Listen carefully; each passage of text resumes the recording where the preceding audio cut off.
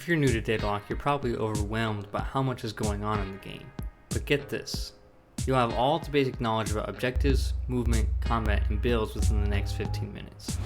Take it from someone who has hundreds of hours in the game, you can figure it out. I have all the times listed below so you can jump to the section that's most relevant to you, or rewatch when needed. I'm not here to waste your time, so without further ado, let's jump into it.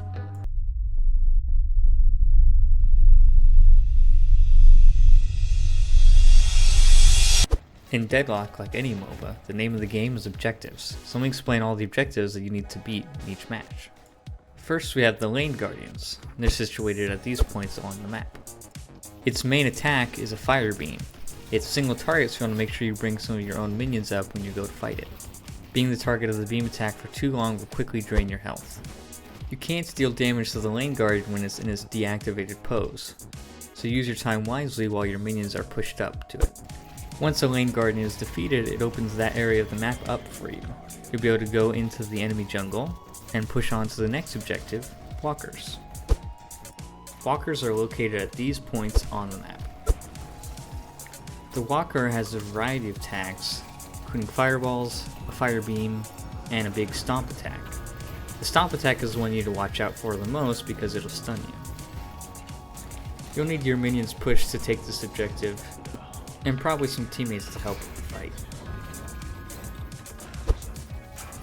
Once you take out a Walker, you'll be able to move to your final step, sieging the base. To start sieging the base, you need to take down the base guardians. These are just like the Lane Guardians, but there are two of them. They're located at these points on the map. Next we have the shrines. They don't fight back, but they are located at these points in the enemy base. Taking on an enemy base is best done with your whole team, so watch for your team's movements and join them when they push in. Here's an example of how to take the enemy base. Take one shrine, then go over to the other and destroy it too.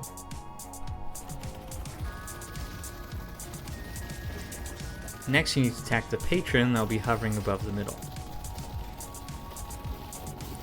This is the first phase of the patron. Once this is destroyed, it'll take a few seconds to go to the final phase. This generally is when the opposing team will make a last stand for defense. If you have enough of an advantage, you might be able to finish the game right then, otherwise your teammates will likely pull back and regroup. Once the patron drops down, this is the second and final phase. You have to be in the pit to damage the patron. This is when the enemy will be fighting their hardest to make sure that they don't lose. Bring your all to this fight and make sure you're helping out your team. Doing this will help lead your team to victory. And that's the basics of objectives in Deadlock. Now let's move on to the next section.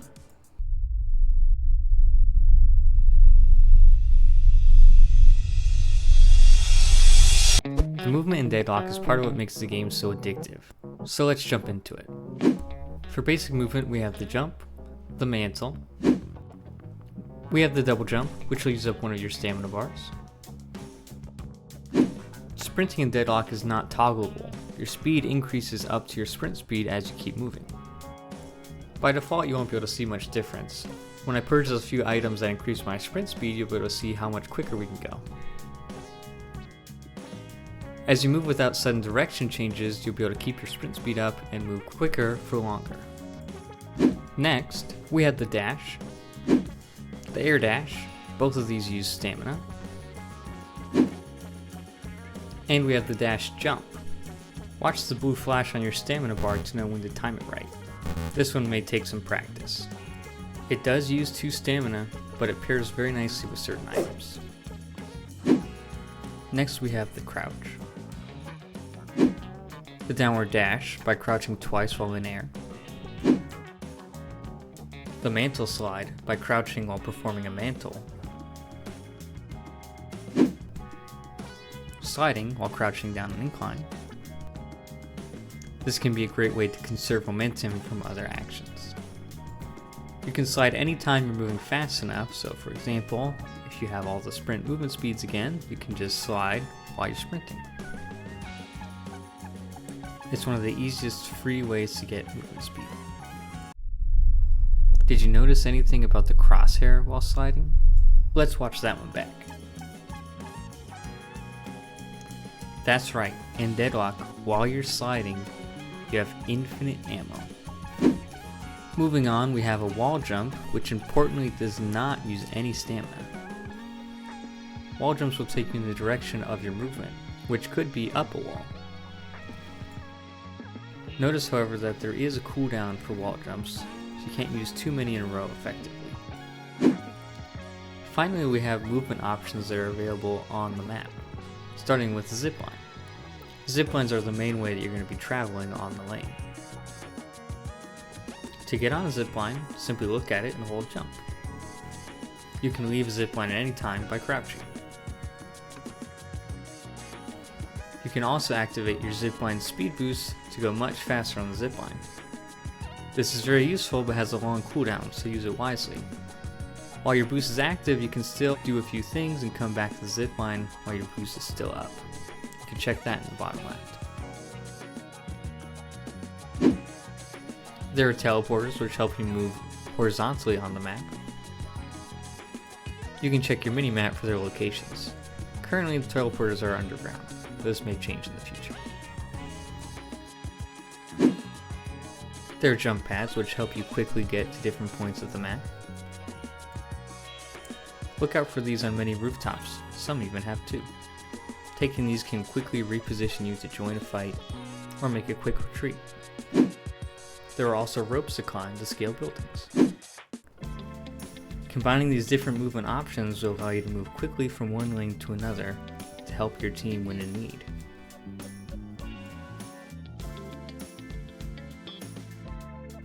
Creatively using movement, especially those that don't require stamina, will make you a hard target to hit. With the right combination of movement, you can even scale tall buildings with only one stamina, making you very hard to follow. And that's the basics of Deadlock movement. So let's move on to the next section, combat.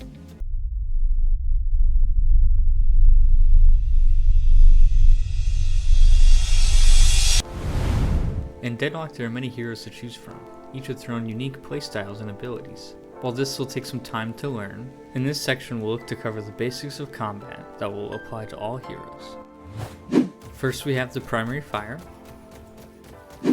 and the aim down sight. Note that a few heroes don't have an aim down sight and instead have a secondary fire. This is usually more of a burst attack, and will consume ammo differently.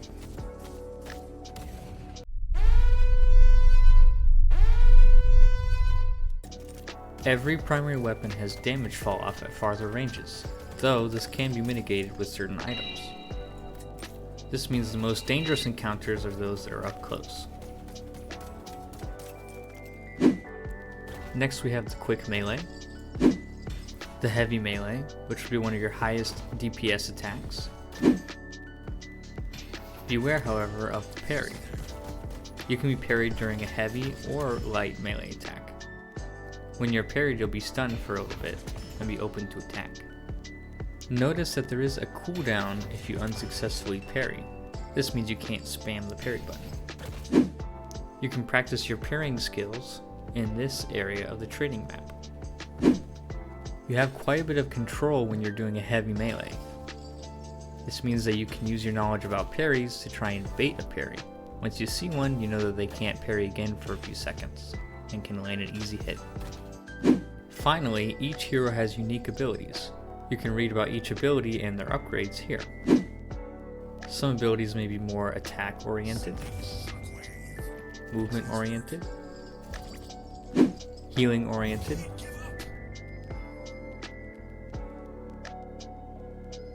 or for more control. This fourth ability is considered the ultimate. You can see the global cooldown of all ultimates here at the top. Be aware that certain abilities have alternate casting methods. This may cast it on yourself, or may include others in the casting. In this case, the alternate cast of this teleport will bring people with you. Using ability points to upgrade your abilities has a variety of effects. It can take an ability from something basic to something that's totally game-changing.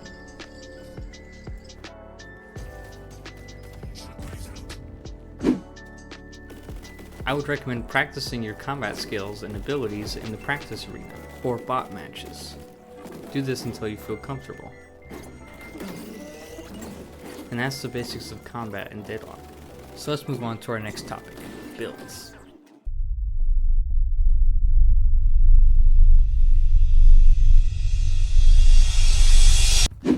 Deadlock has many items that will shape and customize everything about the way that you play the game. These will be your main sources of powering up during the match. There are 3 main item types in the game. Weapon, which focus on your damage output. Vitality, which focuses on your survivability and support abilities.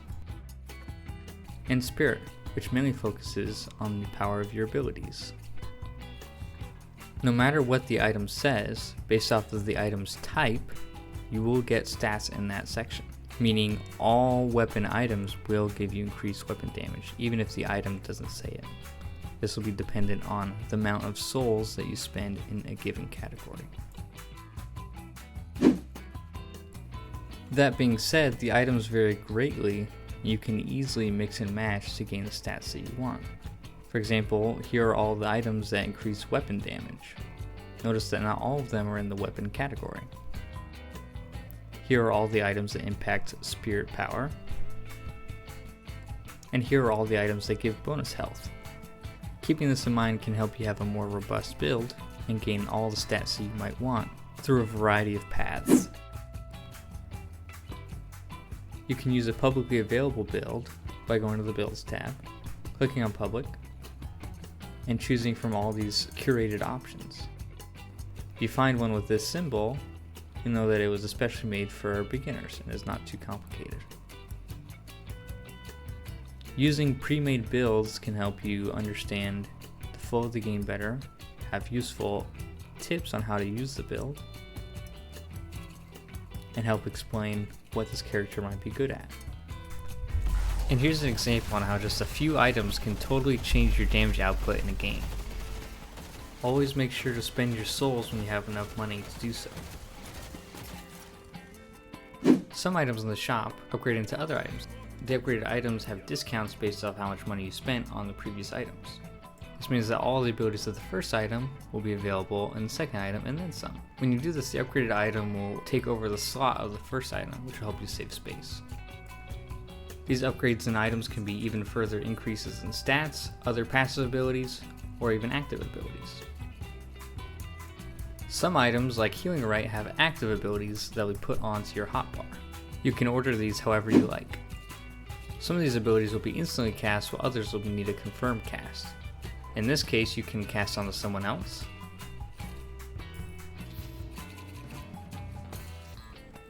or you can cast it onto yourself. You can go into settings to modify how you self-cast.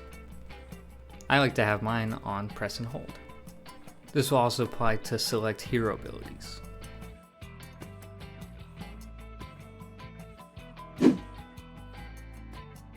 When you buy some items, you'll need to imbue it onto a certain ability that you have. That means the effects will only happen when you use that ability. As you explore these different items in the shop and practice with different builds, you'll be able to learn the characters much faster and increase your power exponentially in a game. With these tips, you'll be able to make an easy jump into the world of Deadlock. Be sure to stick around for my next video, which will be covering more advanced topics like how souls work and general strategy. And I'll see you in the next one.